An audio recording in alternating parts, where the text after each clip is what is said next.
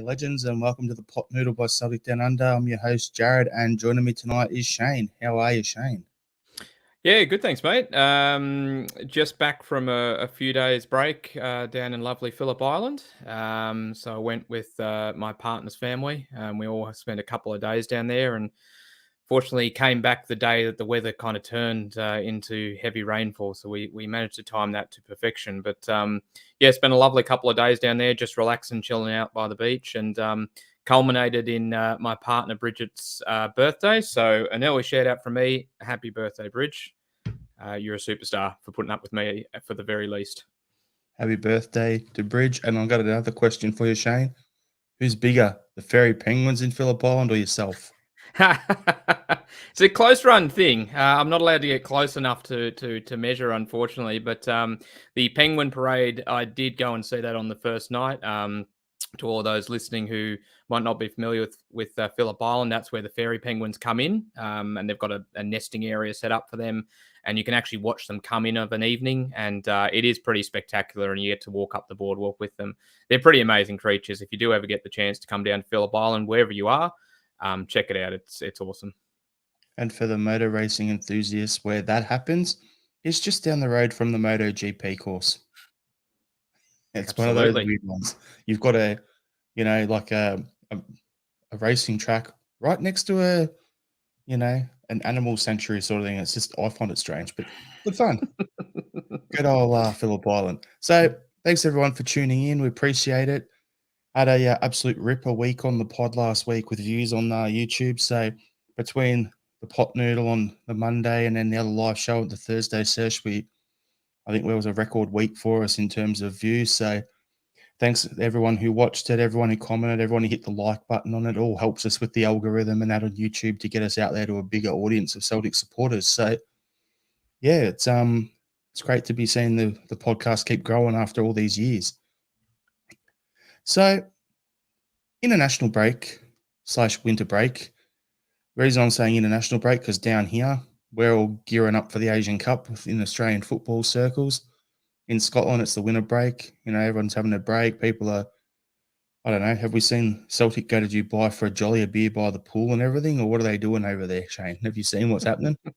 No, I've seen nothing. I've been off the socials a bit when I took a break and headed away on holiday. So I haven't been on the socials as much at all. So I've been playing a little bit of catch up, but I haven't seen anything. It's been very quiet, very different approach to a couple of seasons past. No, I got no complaints with it either. I think it's just I did the same thing over the break, but it was a little hard to do it, leading up to the derby and everything. But I tried to stay off it for a few days and mute a few chats and all this sort of stuff, and you can't help yourself. So yeah, it's good fun. But I just think it's good time for us to look back. That's what the podcast name, transfer window, hoops and dreams. I was going to call it, hopes and dreams, but you come up with a good pun there, Shane. So I had to go with it. I'll give credit where it's due. So yeah, we're just going to go through the I think the few talking points. Look, this could be a short pod. It could be a long one. It depends how much tangents we go off on. So the way I'm looking at it is we're going to go through the squad and play the usual game that we play each transfer window, which is sell, loan, keep. Okay, so who would we keep them? Would you loan them out into who, or would you try to sell them? And then we'll talk about what our hopes are, like what we want to see come in. I was contemplating naming the podcast 8 days in and still haven't signed my left back. 8 days in and where's my left back or something like that. That's what I was contemplating because, come on, we've been talking about it since the summer break and it hasn't happened yet. So where is he? Where's my left back? So yeah, we'll talk about that a bit later on, and then we'll I'm sure we'll spin off the back of that as well. There'll be questions or any comments that pop up. If you've got any thoughts about what we're talking about, let us know in the comments as well. Let's make it interactive, and yeah, we'll crack on. So, Shane, we'll start with the B team squad just for fun. I might bring this up on actually up on the screen. Make it a little bit easier if I can figure it out. New computer and all. Yeah, that's not going to happen. So let's forget about that, and I'll just go on another screen. So B team, I'm just looking through this. I'm going to rattle off a few names, and you tell me if there's any of these players you'd like to see get a few more games in the first team once the league's won this season. So goalkeepers, we've got Joe Morrison, Kai McLean, and Josh Clark. In defence, we've got Justin Osagi, Magnus McKenzie, Dane Murray, Lenny Agbari, however you say it, Mitchell Robertson, sorry, Benny Jackson Luardi, Josh Dede, Mitchell Frame, and Liam Bonateg, the Aussie, the token Aussie in the squad. In the midfield, you got Bruno Davison, Daniel Kelly, Ben Quinn, Mackenzie Cass, Kyle Ura, I think that's how you say it, or your Corey Thompson, Francis Turley, Jude Bonner, and Sean McCardle. And up front, you've got Rocco Varda, Joey Dawson, Daniel Cummings, Lewis Dobby. And then we've got a nice big list of loaned out players we'll go through on the first team. So is there anyone there you want to see crack into the first team at some point this rest of this season? Well, I must admit my familiarity with the B team and how they're going pales into comparison to probably the likes of yourself and the others on the pod. So I'm not going to pretend I know things I really don't. But the names that stood out for me were the ones that we've sort of seen around the fringes of the first team, either seasons gone by or recently. And so you had Mitchell Frame and Dane Murray. They're two that interest me. I remember when Dane came in when Postecoglou first started, and he was given a lot of extra responsibility, and I like the look of him. He was raw, don't get me wrong, but I like the look of him. So I'd be keen for him to see how he's improved or what his progress has been like. Mitchell Frame, obviously, which we've talked about before. We've talked about left back and needing options at left back. I know he's probably not the long-term answer, but you and I have spoken about previously having options and being able to pull different levers and having that production line. Well, I think he's someone that I'd like to see get more of an opportunity as well. I don't know much about the token Aussie, unfortunately, but throw him in. This is Celtic Down Under. We look after our own, so get him in. You might have to rattle off some names. I think the other names that caught my attention were Joey Dawson up front, and I liked what I saw with Rocco Varda on the occasions I've seen him previously, but I feel like he's not going to be given an opportunity, just judging by where his place in the pecking order is at the moment. But I would like to see it. Him and Joey Dawson, definitely. I'd be keen to see what or how Joey's going at first team level. Yeah, there's just off what you said, Shane. I'm just going to go back to the team for a second. So with the forwards, I'll go there. Joey Dawson, yeah, no complaints there from me. I don't know if I'd want to see him in the first team, but at least if it's starting the pathway, fine. We talk about that production line, so maybe he could be your fifth choice striker. Rocco Varda, I don't think it's going to happen for him at Celtic. He hasn't signed a new contract, and that's where the issue lies. It's like, why would we give him game time to have him be another what was the guy last year went off to Liverpool, Ben Doak? Why would we do that with Rocco? Like, Rocco's too good for the Lowland League, not quite good enough to be a starter in the first team. So if he signed that new contract with us, then we put him on loan to a Premier League team like a St Johnstone or someone like that who could get him games consistent, then okay, maybe he'll be one for the future, but not right at this moment. That's my take on him. Then if we go through, I'll go to the defense, like you said. So you were talking about Dane Murray before, weren't you? Yep, I was. Yeah. I think he's a massive unit. I just think he needs to be interesting to see how he's coming back from his ACL surgeries. So he'd be another one I wouldn't mind getting a look at some point. Let's say we get 12 points ahead, 2 games to go, bring him on for half an hour or something like that to get a look at him. I wouldn't complain about that. Mitchell Frame, yeah, good young player there. So, yeah, he's another one there. And Bonateg, I think he's probably a season or 2 away. In the middle of the park, apparently Daniel Kelly, they've got big raps on him. Bruno Davison's another one who looks classy, but I think he's a bit too I don't know if he's too small or whatever, but he needs a bit of get on the chicken and rice diet to just bulk up a little bit. That's what I Same go, need. same for Mackenzie Cast. Like he's looks a quality player every time I've seen him play as well. So there's a few youth players there. But let's get to the main event. Like let's just get into the actually I'll bring up some comments here before we bring to the main team. But Happy New Year, Andrew. Celtic World is looking good. The podcast, like Celtic in general, it's great to be a Celt this time of year.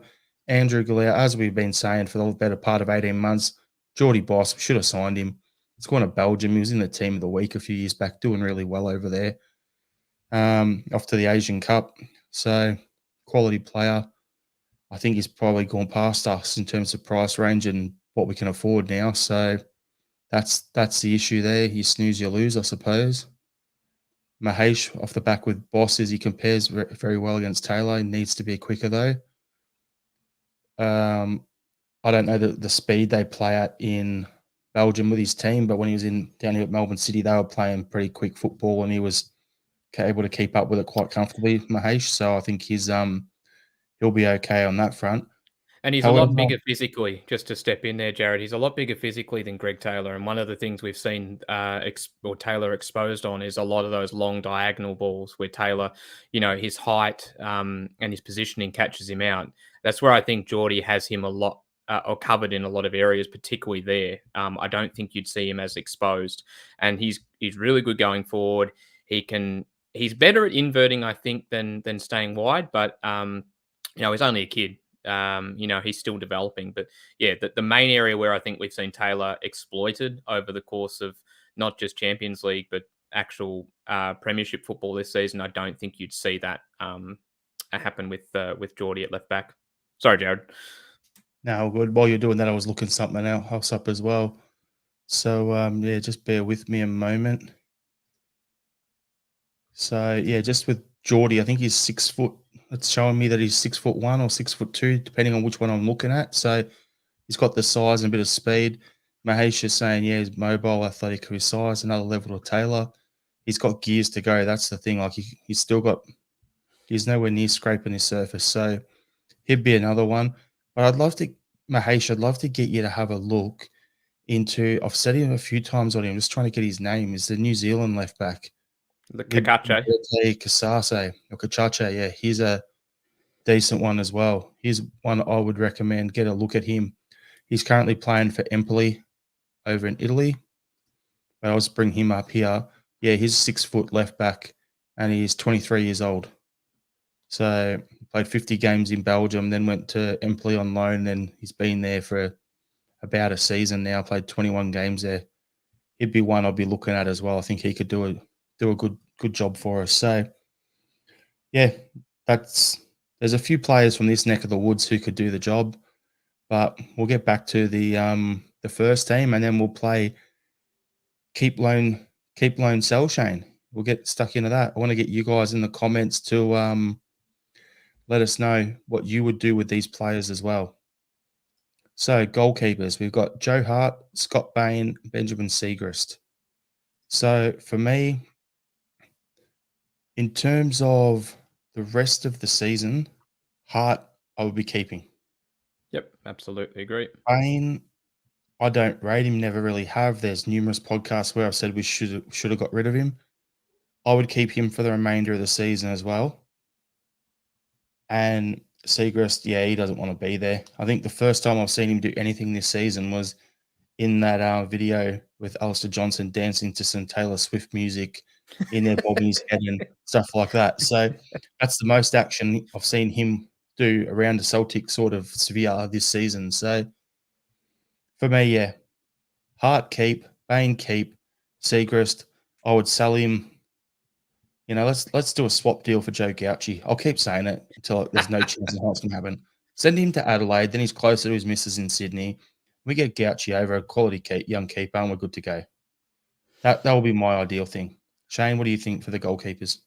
Oh, I'd take that deal in a heartbeat, to be honest. And a couple of weeks ago, I got to see Gauchi in person again, and he He hasn't been in the best of form this season, but he had a wonderful game against Melbourne Victory. So he's definitely got the quality to not only be a good solid keeper, but I think to take that next step. So I'd definitely be interested in getting him up to Celtic Park. But look, I think you've pretty much covered off exactly where I'm at. I don't think there's going to be much happen there other than Siegrist gets sold. Hopefully, I think Bain and Hart obviously stay, and they're our sort of two keeper options.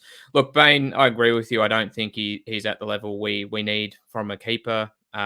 Definitely not a first choice keeper, but he's a break glass in case of emergency option, really, and he's seemingly content with that following the recent contract extension. So it makes sense to keep him around. I wouldn't be relying on Siegrist, that's for sure, as my backup if necessary. And Hart, yeah, it's a couple of interesting things have come out about Hart. Look, there's going to be no movement this window. I think.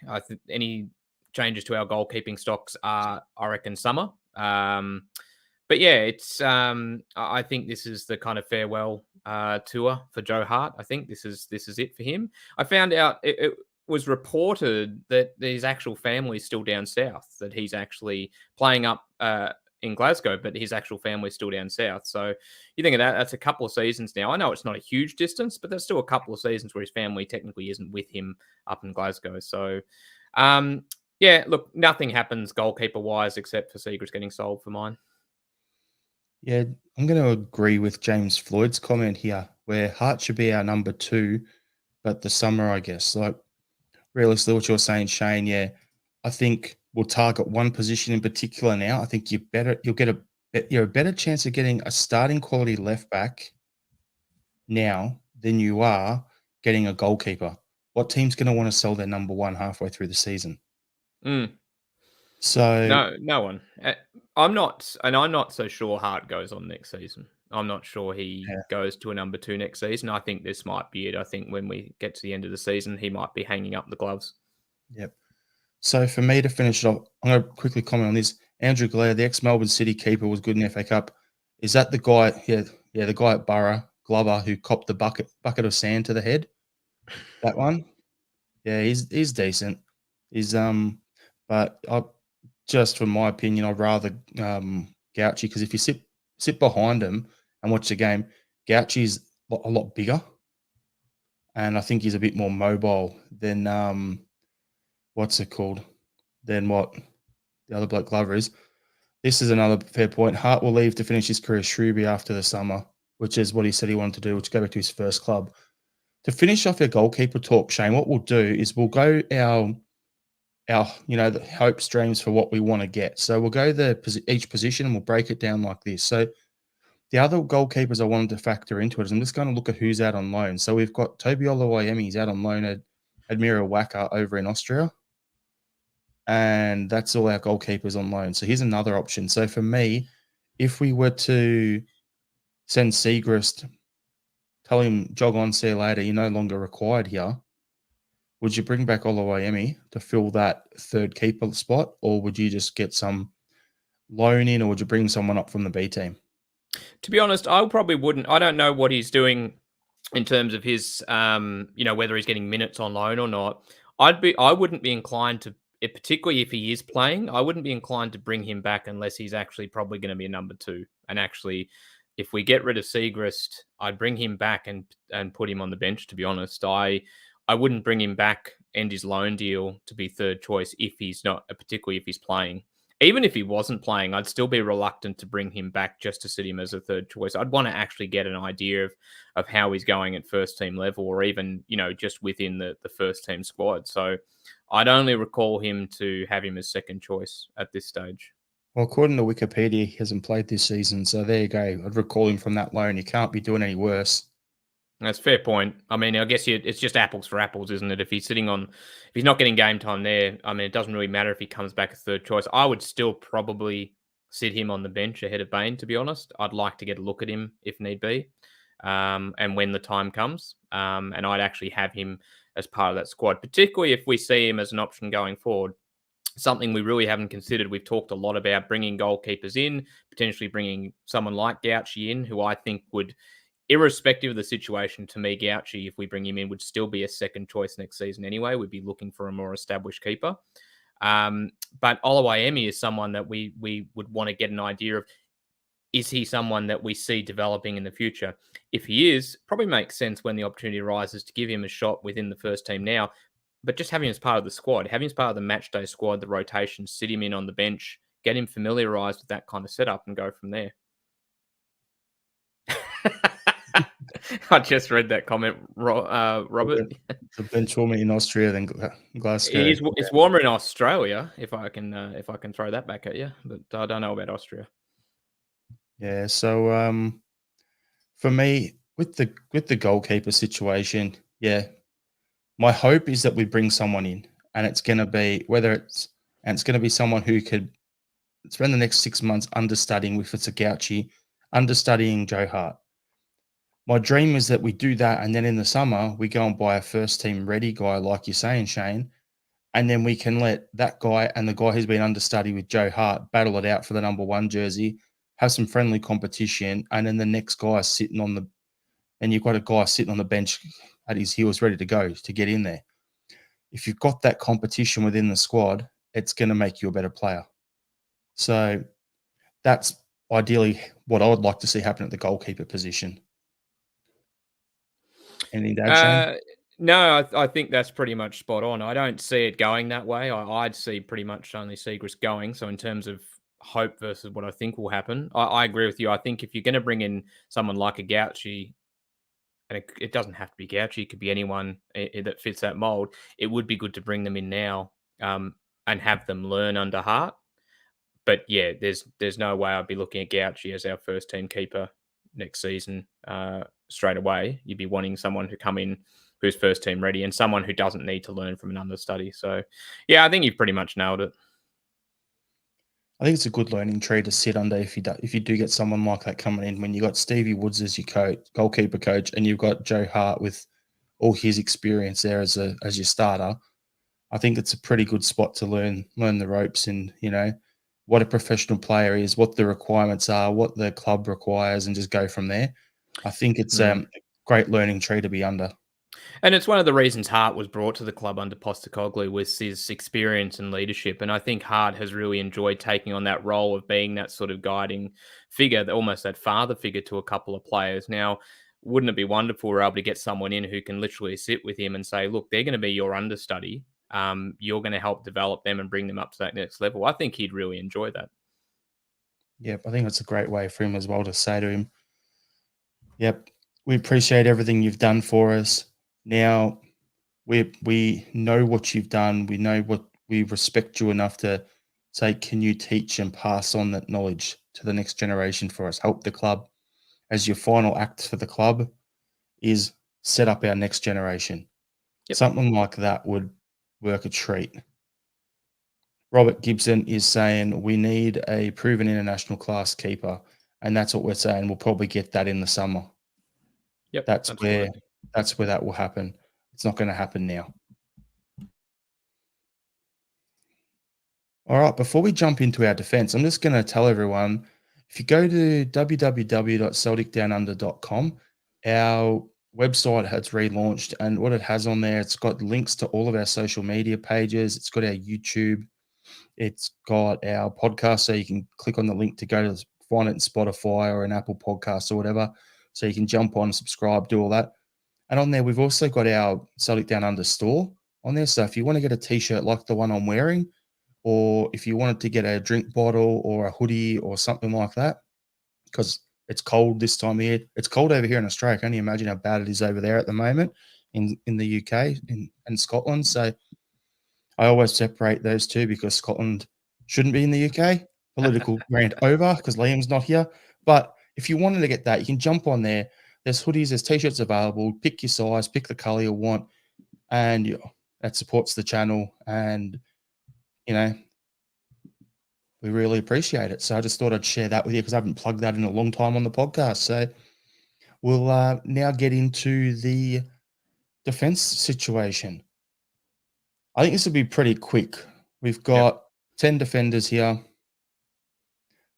I'm looking at this now going, there's probably 5 or 6 that I would keep. So Alistair Johnson, for me, we keep him. Yep. Anything Anything you want to add on there, Shane? No, absolutely keep. I just would like him to get back into some form, but he's been not at the level that he was last season, but he's still better than his backup, which we'll talk about a bit later. So I'm happy to keep him there. And if he gets his form back second half of the season, great. If he doesn't, then we look at going, okay, what are we going to do in the summer? That's what position to address then. Left back, I've spoken about it already. We need a starting quality left back. Greg Taylor would be handy as your backup in the league. He can do the job there, but I don't think he's at the required level for us. So what do you think, Shane? I agreed. No, and we've all been sort of talking about it on the pod for a little while now. The need for a quality left back, and I wholeheartedly agree that Taylor would fall back into that role of deputising, and I'd be totally fine with that. But we absolutely need a quality left back in, and we need it in this window as opposed to summer. Yep. So I would still be keeping Taylor, but I wouldn't. But I want to get someone better over the top of him. Yep, absolutely agree. Lagerbelka. This is the first one that's gonna be a bit of a doozy. So for me, I look at him and go, all the talk is he's really slow. Okay, he's slower than Carter Vickers. He's slower than what we had before him, but I don't see it anywhere near as bad as some people are talking about it. I think every time he's coming, he puts his head in places it shouldn't be, and he wins those headers, and he defends relatively well for me. So I'm in a bit of an odd spot with him. Like, here's one that I wouldn't sell him, but if there's no pathway for him into our first team, are we better off selling him, or are we better off loaning him for 6 months and seeing what happens in the summer? That's where I want to get your view on this, Shane, because I could go either way on them. I don't want to sell him, but I don't think we will keep him the rest of this season. He'll either go on loan or he should be sold. What are your thoughts on that, Shane? Well, me personally, I'd keep him. I agree with comments to say he's slow, and I've flagged that on previous pods. But like you were saying, I've seen enough in his defending to think that there's a player there. And from my recollection, I'd have to double check this, but he's still quite young. And there's plenty of upside to this kid. So I hope I haven't got that horribly wrong. I'm pretty sure he's quite young. I should have double checked that before I went on my rant. But either way, look, I think he's a decent player, right? And I know the chat around him, and it seems like he's kind of on the outer a little bit. That said, I read a comment from Rogers the other day saying he's a really good trainer, which seems to pale in comparison to what he said only maybe a month or so ago, right? So I don't know what to make of it. On a personal level, I'd keep him. I'd definitely keep him around. I think he's someone I'd like to see continue on and potentially win a spot, probably next to CCV when the time comes. But look, if we can get a loan option for him, if we're not going to keep him, then yeah, absolutely. But I actually quite like him. I'd still be looking to keep him around. Robert Gibson saying, slow is the new fast. Heard it here first. A life without lager is no life at all. Cheers, mate. Yeah, I agree. I'm agreeing with that Seamrag here. He will improve with a loan. I only drink proper beer. That's a good pun, that. Yeah, I'm looking at it going, all things considered, I think there's a player there, but I don't think he's going to be the main guy this season. So, like, one of the guys there. So I'm a little iffy on him, but yeah, I understand what you're saying, Shane. But yeah, I wouldn't want to sell him. I'd be keeping him for and probably putting him on loan for half a season. You don't win, what is it, defender of the year in the Swedish league. To come over here and not be able to defend. So I think there's a player there, but yeah, I'll probably just loan him the rest of this season. There's no point in just sitting around not playing. He's 23, so Yeah. he's not super young. He's actually older than the Roski, but he's still young enough that I think he can actually has room for further development and continue to grow. So yeah, I wouldn't be getting rid of him. But does he gain anything by sitting on the bench? But you know, I'm sure we'll get into the other players, but his role in the pecking order, he's probably on the lower end right now. He's not really getting a lot out of just sitting on the bench, hoping for an injury or sort of cycle replacement in terms of central defenders. So yeah, it makes sense to loan him if we can. Let's be honest, Shane. Okay, he's probably fifth out of our six centre backs. Now Phillips is left in the pecking order. So you put him behind Welsh? Yeah. Well, Then yeah, then he needs to go out on loan. Welsh is making benches. He's not. There you go. That's the way the gaffer's seeing it. That's why I Yeah, well, put him fifth. then he needs to go out on loan then, because if Yeah. he's fifth choice, unless we have another injury crisis, which touch wood, I hope we don't, he's probably not seeing any game time unless someone falls out of form. And to be honest with you, our centre halves haven't been particularly awful this season. We've had some pretty bad performances at times across the park, but our centre halves, usually when they're locked on, have actually been relatively solid, all things considered. Yep. So let's go to the surprise player of the season, Liam Scales. For me, he is a keep every day of the week. Yep. Absolute. Yep. But then you've got Andrew Galea saying sell Scales. We've got cover in the door already. So it's a bit of a doozy there. Different ways of saying it. For me, I think Scales is one of the first names on the team sheet every week. I'd like to see us extend his contract and keep him. I think he hasn't done anything to lose his spot. So yeah, it's a bit of an interesting one. What do you think, Shane? Scales? Yeah, agree wholeheartedly. I mean, he's deserved an extension based off his performance, in my opinion. And whether or not he's the long term option or whether you see him as a long term option, you can't deny that when the responsibility of him being a starting centre half was thrust upon him at the start of the season, he's come on in leaps and bounds. So I know people were saying maybe at the time, obviously there was a lot of chatter about him not being up to the level. And there's still some people saying he's not the long term option now. And that's fine. I understand that. But you can't deny that he has put in an absolute shift and he's gone from where he was and has actually performed very well and developed this season with that added responsibility, probably to a level that a lot of people didn't see him at. So I think part of this is also rewarding players who have also been in good form and contributed. He's absolutely done that. He's the Anthony Ralston of this season, really, when you think about it. I'm sure we'll get on to him in a second. So I'd absolutely keep him. I think he's someone that he's shown that he can step up to the plate when required.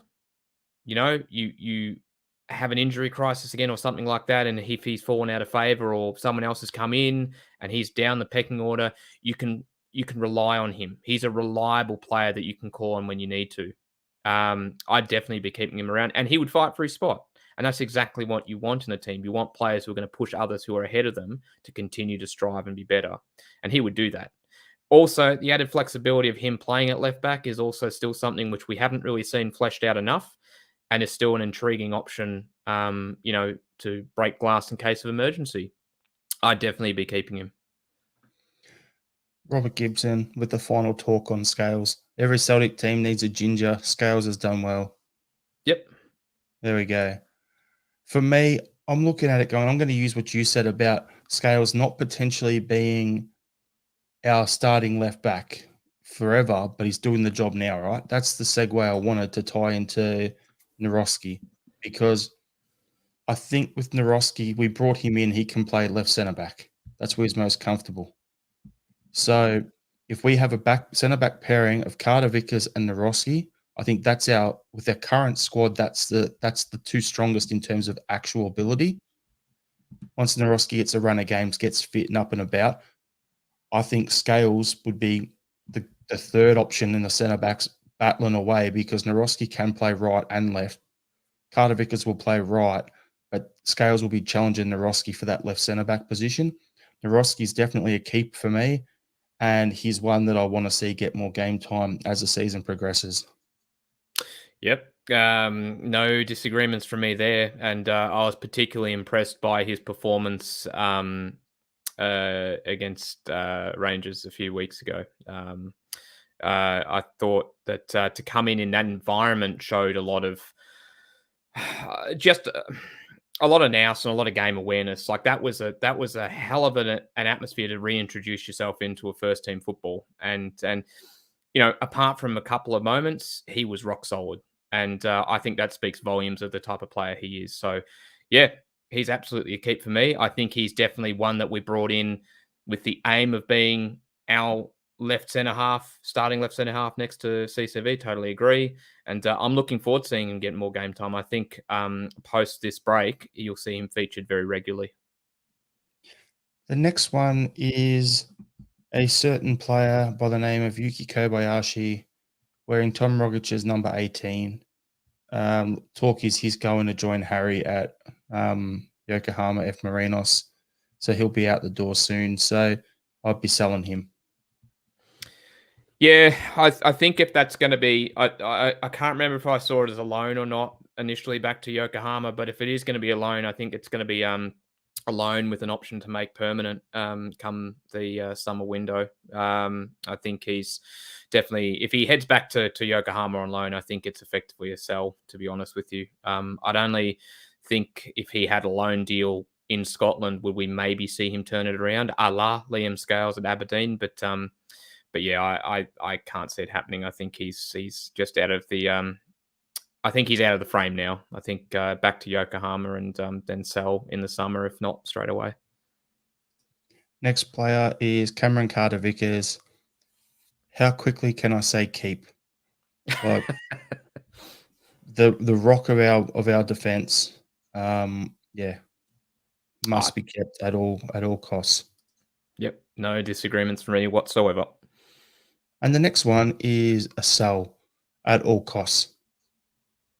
Burnaby, get out. It's just not happening, is it? It's not happening. He's had opportunities now. We can't say that he hasn't been given his chance to shine, and on most occasions, apart from that incredible moment away in Perth in Ange's second season, there really hasn't been much to write home about. So, time's to sell, and I think this is the window. We need to move him on. Yep, 100%. I'm just going through grabbing a few comments for later on, but there's some absolute gold in there at the moment. Keep it coming. But for me, if Burnaby, I thought he would suit Ange's system. Didn't work. Then you look at him under Rodgers, I think, okay, he would suit the system. Hasn't worked. If Taylor was in the form of his life last season, so I can understand why he didn't get games over him. This season, Taylor's been targeted and he's not in the same form. If Burnaby can't break in and challenge him for that spot now, then that says it all as far as I'm concerned. So I think he needs to sell him. There's teams in Italy and in Argentina keen on him, and also apparently Portugal. So let's try and recoup some of our money back and get on with it. And Michael Ross has summed up what I'm thinking. If we can get rid of him, why not push the boat up, snap up Doige? Scottish and could play for us for years. I think that would be a good signing there too, and it would piss off a lot of Huns as well. So even better. Yeah. So that's there, and then the last two, Ralston and Stephen Welsh. I'll lump those two together. Welsh, our fourth option at centre back, can play right, can play left, but he's better on the right. I can play some right back. Yeah, signed Welsh to a new contract. If he didn't get hurt, Scales would never have got his chance in the squad this season. Yep, and that's saying something. So if Kobayashi goes to Japan, then Welsh has to stay and be one of the guys, defenders on the bench, and try and get some games breaking in. But yeah, I'm looking at it. You get 4 centre backs for 2 positions. So it's Carter-Vickers, Naroski, Scales, and Welsh. They're your 4 centre backs. Lagerbalki on loan, as we said, and yeah, Kobayashi's off.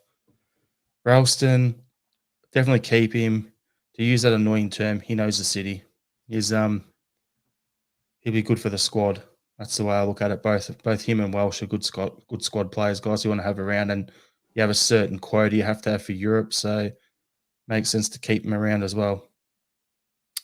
Yeah, and we don't really have another option at right back, really, an actual proper right back if Alistair Johnston goes down, to be honest. So, for the sake of having that deputy in that role, we should absolutely keep the Bricky around. Um, Rogers really likes Stephen Welsh. You can tell from his previous stints as well. He really rates Welsh, and you're right. If Welsh wasn't injured, that starting centre half jersey was his to lose, and unfortunately, then obviously he got injured. Scales got his opportunity, hasn't looked back. But yeah, for squad depth, he should be kept around, and he signed a new contract. So I just don't see that. So see him moving on, and he seems like the kind of guy that really wants to fight to get that centre half position as well. Similar to the way Scales was previously. So yeah, absolutely keep. It's a keep for both of them.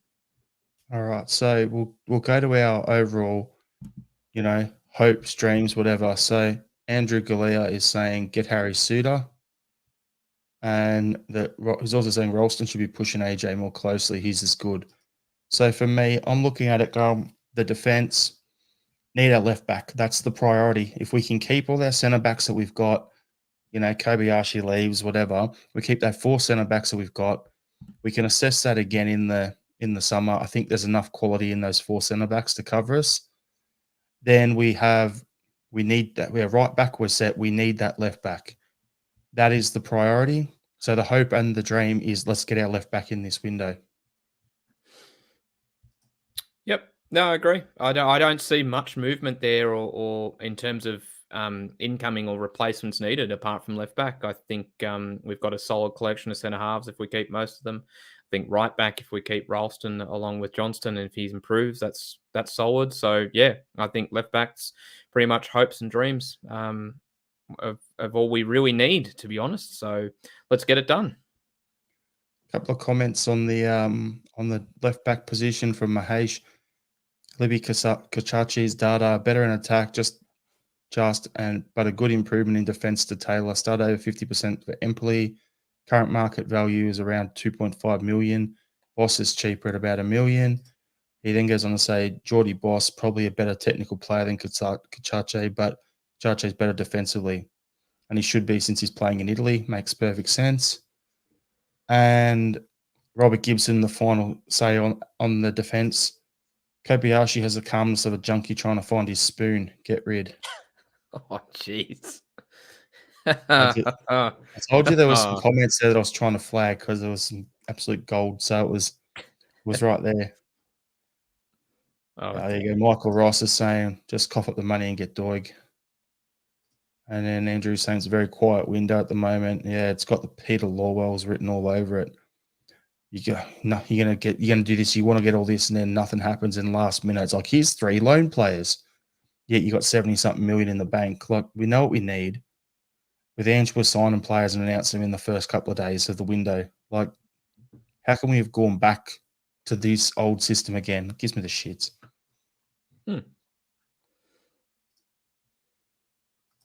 Midfield. I don't think there's going to be much here, really, that we're going to be mucking around with. So, Turnbull, he's out of contract in the summer. If he signs a pre-contract elsewhere, accept the deal, let him go. Otherwise, sell him if you need to. Take something. He can go. Home, I like him. I want to see him back in the squad. I think he's injured or something potentially. Shane, anything to add to those two? No, I think Turnbull. I think now's the time. I think he's definitely with the obviously Holmes been injured, but with the recent performances of Bernardo, I think Turnbull's falling down the pecking order. So I can't see him signing a deal that extends his time here. So if we can get something for him this window, I would probably take it. So Turnbull's off for mine. Home definitely. I'm not as bullish as I was previously on him after a couple of lax performances when he was given an opportunity, but there's still a player there, so definitely keen to see more. The next two on the list, I'm just going to lump them in bundles of 2 to get through them, Shane. The next 2 is both can go. One on loan, one can go. James McCarthy, the only player on the whole first team squad list on the club website that is not pictured wearing this season's top. That says it all. Has not been cited. So James McCarthy can go. Quan, I would loan him out. Mahesh tells us there's a player there. The talk is he's going to get loaned back to a Korean top division team for the rest of for the upcoming 12-month season. So, yeah, I'd loan Quan, get rid of McCarthy. Shane, anything to add? I'd just love the story of James McCarthy continue. I'd love to see him. I'd love it that if he manages to see out his 4-year contract at Celtic, it'd be just incredible. It'd be incredible endurance of like not playing for the best part of 2 years of that 4-year cycle. But no, look, he's probably going to go. That's probably why he's been part of the B team or the other team set up recently, was to get him back in the shop window a little bit, get him playing. Yeah, Quan I'd loan if we can, but. Yeah, if he goes back to Korea, I'm not sure that might turn into a loan with option to buy. So we've got Mahesh has got a comment here. Quan's data mainly from K1 League. His team got relegated while he was on his military service. His heat map is amazing. He's Celtic's fastest midfielder, and he has size. He's been getting on the bench. He should be starting. That's a bit of it's a bit out there saying he should be starting, Mahesh. Who are you going to drop for him? Are you going to drop Kelmac? Are you going to drop O'Reilly? Are you going to drop Bernardo? I can't see who drops out, or Hatade for him. Nah, no chance. Robert Gibson saying McCarthy should be sued for impersonating a footballer. Andrew Galea, Quan is young, get him playing SPFL and have a look at him. Yeah, Michael Ross is saying the same thing. Loan Quan to a Scottish team. Yeah, I think he'd be great. Loan him to St Mirren and put him alongside what's the Aussie guy there? Bacchus. Put him alongside then. Let's just see how absolute loose. I think those two, if he's as good as Mahesh is saying, get those two out there kicking lumps out of teams, particularly a certain team from Ibrox, would be a great thing. Probably Gibson Quad probably put his heat map in the microwave before handing it over. We've got some good things in the comments tonight. On fire. The next two will go Awada, keep and play more. Bernardo, keep and pay the damn money. Yep, get it done. Now's the time. There's been a lot of discussion about what the fee potentially is. I think the latest I read was 6.5, but supposedly there's room for negotiations there. I'd be absolutely looking at it. I think he's proven himself in the last couple of matches that he really fits that midfield balance, and that midfield of probably what we want to see going forward. So yeah, definitely. Wada doesn't get enough opportunities for me, like you were saying. Whenever he's been solid, and I think he has a important role to play going forward. So keep. It's going to sound weird, but I'm going to say this anyway. I said the same thing about Bruni when Kelmac was the young legs next to him. I was like, and we had guys like Kouassi and a few other guys who could have rotated in as well. But I was always Bruni, play him 3 out of every 4 games to help prolong his career and keep his legs fresh. Like you look at Kelmac, you get an international break, he goes off to Scotland and he plays like 90 minutes in both games. And then he comes back and he's still playing 90 minutes for like 4 straight games. I'm just like, eventually your legs will go. So I look at it and go, I would rather look at it, the fixture, and go, all right, this next block of 4 games, which one are we going to rest him in, and which one, and then start a wider in that game, and then go from there, and then rotate him in that way. That'll get Awada some game time. That'll get Kelmac a bit of a refresher here and there, and it'll extend his career, and it will also help, Awada do something at the club because there's a player there. My only concern with that is, and it's one of the reasons that I think it speaks volumes of Kelmac's longevity, or the reason he's got, or has to front up for Celtic so often, is I do wonder about those on-field leadership qualities that he possesses, in my opinion, that maybe we don't see from others, or we maybe need to see from others, particularly with the likes of Carter Vickers injured.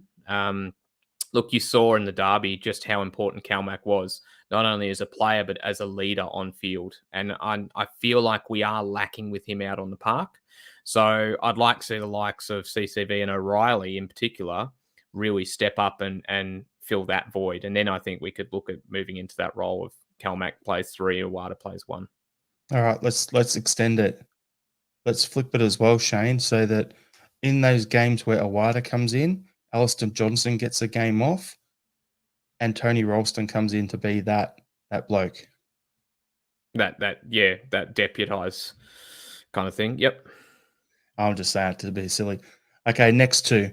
O'Reilly, keep, extend. I think hopes and dreams would be we'll keep him for another season or two. He seems pretty comfortable, but I think in the summer we'll probably start getting some offers for him. Hatade, yeah, love to keep him as well. And see what happens again with him in the summer as well. But at the moment, yeah, those two are both keeps. I'm just going to skip ahead here. Calmac, going nowhere, the skipper.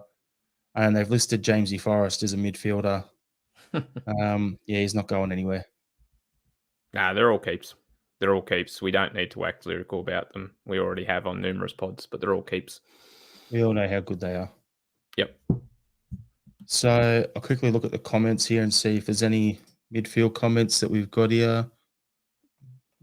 Nothing there. Cool.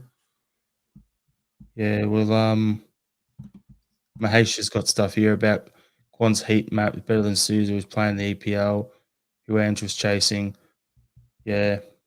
There's Mahesh, I appreciate the stats stuff and everything, but sometimes there's a thing called the eye test, and like saying that we're going to start Quan over Calmac and Awada and Hatate in the midfield based on stats from the K1 league. I don't get it. And what I've seen of Quan whenever he has played, which was very limited, yeah, I think there's a player there, but I'd like to see him on loan so I could get more of an eye test on him.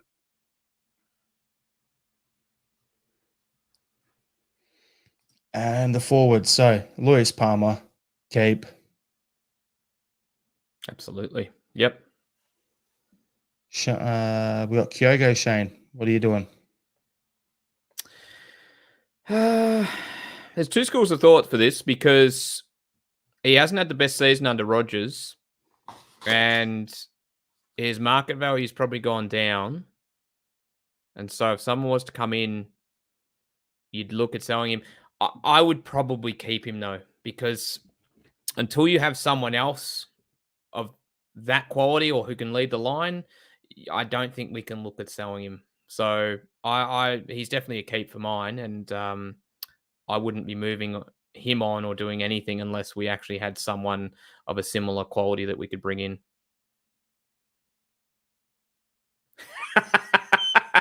Keep. Kyogo goes nowhere until I can hang that Christmas bauble, Kyogo bauble on my tree next year. Because it got here too late for it this year, so he can't go anywhere until that happens. That's such a cool way to say keep. Abada is a keep for me. Yep, I agree wholeheartedly. Yang, this is going to be the interesting one. What do you think, Shane?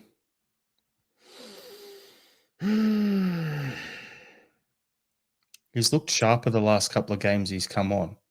Oh, sorry, mate, you go. I was going to say, I think he's looked sharper. And the thing for him is whenever he started, I think he's looked rubbish. When he's come off the bench as an impact sub, I think that's his role within our squad, and he seems to do a job and looks good going against tired defenders. Every team does need a super sub sort of player. So that's the role I think he could do for us. So it's either he does that role the rest of the season or he goes on loan for me. He was, if you'd asked me this 3 or 4 weeks ago, I would have had him on loan and then out the door because I would have had Tilio ahead of him. I reckon that's changed now, and it definitely seems that way. I would have had Tilio as that super sub role and then Yang out the door or on the outer. That's changed now. We'll get to Tilio in a sec. So, like yourself, I'd have him on the bench as an option to bring on. And then if for some reason he becomes surplus to that role, then out on loan. We've got a comment here saying keep Yang and let him get some consistency. And then we've got another comment saying he becomes great, but as he stands, he is a Korean Mikey Johnson. So there's a bit of a, you look at it, there's a bit of a split there. We'll go to the next one is O. For me, depends what we do and how we play Maeda the rest of the season on what I do with O. I think he's the third option striker for us. But the question is, what's the dynamic for that third option? Is it going to be, he comes back from playing for Japan Maeda and he plays as a striker backing up Kyogo, and then we bring in all these wingers and stuff. We've got enough wingers there to cover those positions. Or do we keep playing Maeda as a winger and need to bring in another actual striker? So it's a bit of a doozy for me. He's a keep for mine. I've been really impressed with him this season when he's been given opportunities. And I feel I'm more bullish about him now than I was previously. So I'd absolutely keep him. And for me, now and going forward, he is second behind Kyogo for mine. And I'd love to see an opportunity or more of an opportunity for them to play together where he leads the line and Kyogo plays just a little bit deeper behind him. But yeah, I really rate him. I've been really happy with how he's done under Rodgers this season. He's one of those players that I can actually look at and say, you know what, I think he's actually done better this season under Rodgers than last season. So yeah, O for me. And I don't see. I know we talk about Maeda potentially playing or leading the line. I just don't see it. I see Maeda being persisted with as a winger. So on that front, O is second choice striker for mine. I know what you're referring back to, Shane. You're thinking back to the Viduka Kuhl Socceroos thing with the big centre forward with the striker playing off him, buzzing around doing that. That's why you're wanting Owen and Kyogo like that together. I'm also thinking back to Edward and Griffiths a little bit as well, to be honest, under Lenny. Yeah. For me, I'll go back further then. I'm going back to the Shevchenko Rebrov Dynamo Kiev team from back in the day. We're going to go there. That's all right. You Liam, win. when Liam tunes in and hears that, he'll just be like, "I tip my hat to you, comrade." He'll get his hammer. What's it called? Hammer and sickle out, and he'll just, start doing some, Soviet songs and stuff like that. Fun times. Anyway, yeah, I think for me, O's definitely a keep. But yeah, I think a lot of how he's going to be used the rest of the season is a major factor. I'm going to skip Tilio because we've come back to him. We just touched on Maeda. So for me, yeah, he's definitely a keep. Definitely. Absolutely a keep for mine. Yeah. Mikey Johnson, Shane, what are you thinking? Rodgers likes him. So what I think should happen, what will happen, will no doubt be very different. I think the time is for him to move on. And I think now is that opportunity. Now that he's got himself fit and up and going again, now is the time to look for a club where he's probably going to get more first team opportunities and actually start. So he's one of those players where you get excited, you start to see it again, and then he puts in a couple of forms and you go, well, that's just him being Mikey again. That he's too up and down still, and we've seen it this season as well. He's done well at times this season. He's been important, but I think the time's for him to move on and hopefully find some more permanent first team football elsewhere. So we've got a comment here saying, keep Mikey, he cheers me up. Then we had another comment saying, Mikey Johnson, legend in his own mind, punt him. If Rodgers likes him, he should be drug tested. So it shows that that's the split on Mikey for me. You can't deny he likes him. You can't deny it. You can't deny it with the game time and the way he's spoken about him. He really rates Mikey. And he gave him his debut as well. Let's go back even further. For me, I don't see how he's better than anything else we've got. And that's saying something. So yeah, look, if he left, I wouldn't be devastated. Let's say that if we sold him or whatever. If he stayed, that'd be on Rodgers. Ideally, I don't think he's going to be a major factor the rest of the way. Just like Marco Tilio, I would be loaning him and then I'll probably have to wear a tiara on the podcast at some point this season, but I will happily do that. I'm sticking to it. He's still gonna be a player for us, just not this season. So Loan. Michael Ross asked, "What happened to your midget Gem Tilio?" Robert Robert Green saying he's playing with Arbroath in the Sabedio Table League. Michael Ross then goes, "Tilio on loan to Hibs would be good. I think that would be a good move for him as well." Yeah. And then we've got Con Yourself is saying, "Can we say Tilio has not had a decent chance? Rogers is a wank and has had to play the old guard players." Yep. I'm still laughing at some of the comments. And then we He's got Andrew Gillespie saying Tilio needs to pull his finger out. Don't come back to Australia because that will be it for him. Yeah, I wouldn't come back on loan here. Yes. I'm going to pick up on that in a sec, but Go I on, was Shane, still go for it. laughing at all the short comments. You commenters have to meet me, and then you'll go, righto, and we understand where Tilio fits in height-wise then. Yeah, I agree. He has to be loaned. I also agree with the comment that he hasn't been given a great opportunity at Celtic. I'll back that up 100%. I think Rogers has treated him pretty harshly, and I don't think he's been given a proper opportunity. But if he's not, he needs to go out on and get some first team football. So he needs to go out on loan. But the rumor is that I don't know if it was he or his agent's been sounding out clubs here to come back on loan this window. So Melbourne City and Sydney FC were the ones reported. Do not do that, Marco. I'm addressing him because he clearly watches the pod, right? So Marco, hello. It's important that he stays in Scotland, in my opinion, and that he gets loan football within Scotland.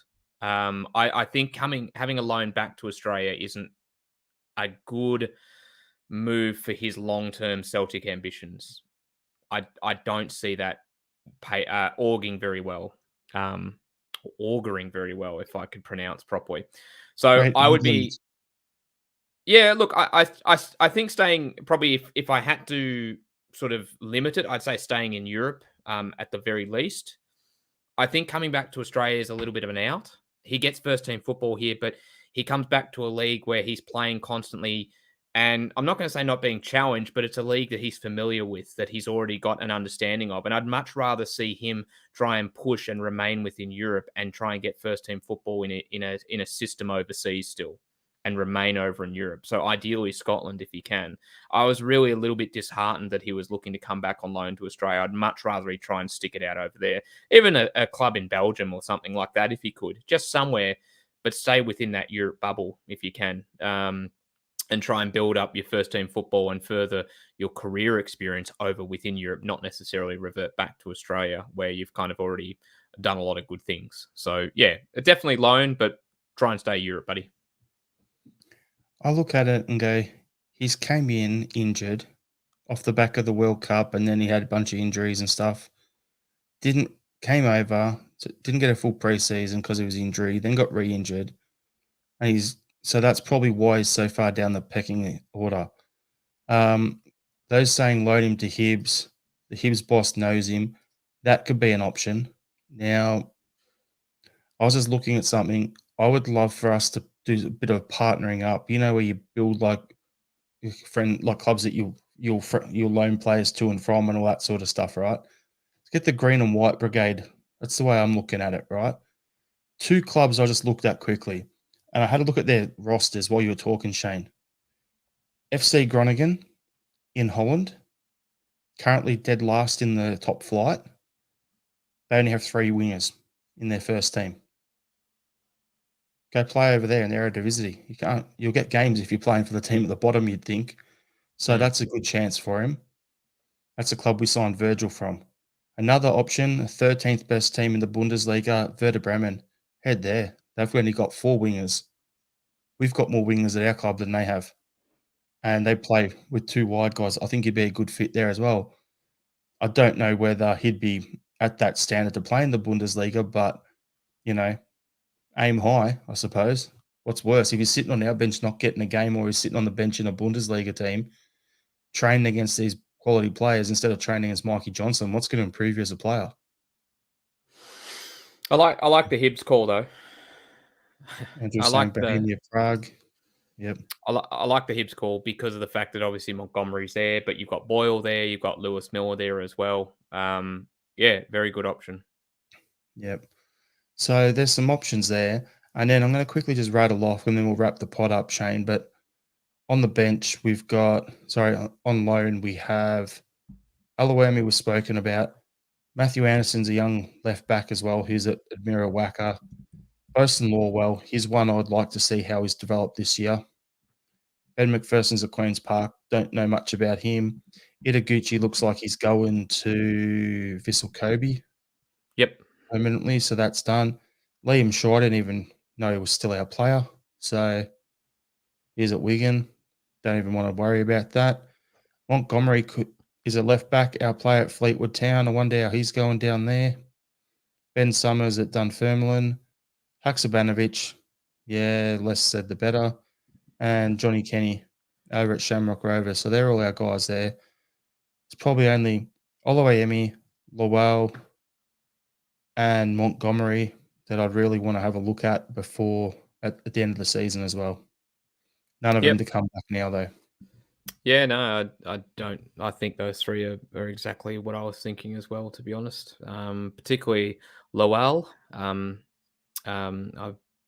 pretty bullish about his opportunities going forward. So yeah, definitely. He's massive. Yep. You were saying Murray's a big unit, mate. Yeah, both of them. Lowell, have them as your starting centre halves in a couple of seasons' time. They're an absolute brick wall together. Big couple of big boys there. Get out there and I'll just like bully teams. That's all we like. Be my bouncers, my security bouncers. No, that's me and Jason's job. I thought you'd remember that. Yeah, no, good fun. All right, everyone. Thanks for tuning in. Let us know in the comments and everything, you know, what you'd do, who you'd keep, who'd you let go, who'd want to sell, whatever. Get the transfer discussion going on while the window's open because we've got nothing coming through there. Next week, we're going to do a half-season review. So we'll dive into that on the Monday and the pot noodle as well. Thursday, there should be a pod out, but I don't know what we're going to be talking about yet. Let's hope there's some news. We'll go to our final thoughts. So, Shane, you can go first. Got to see the film Next Goal Wins today, which is the Taika Waititi film based on the American Samoa soccer team. For those who may not be familiar, American Samoa was the team that lost to Australia 31-0 in what I think is the largest loss in international football history in 2001. And the story tells of their coach coming in, or the coach from America coming in, whose name escapes me, and taking him on this wonderful journey. And I won't say more than that because it's a wonderful story. I'd highly recommend checking it out, particularly if you like Taika Waititi's films. He's done a wonderful job here as well. So Next Goal Wins. It's got 2 thumbs up and 5 stars from me, I guess. I don't know what I'm doing with my hands. I don't know what to do with my hands. I don't know what I'm doing. It's a great film. It's very enjoyable. And it's a really good story. So check it out if you can. All right. My final thought is if you're going out to the bin at night to put some stuff in there and your neighbor has a spotlight that turns on and blinds you, make sure you look to see what you're about to step on before you step on a dog toy and, you know, fall on top of your lawnmower and everything and break your toes and whatever, because it's not very comfortable. Public service announcement completed. Have a good one, everyone. See you next time. How. How.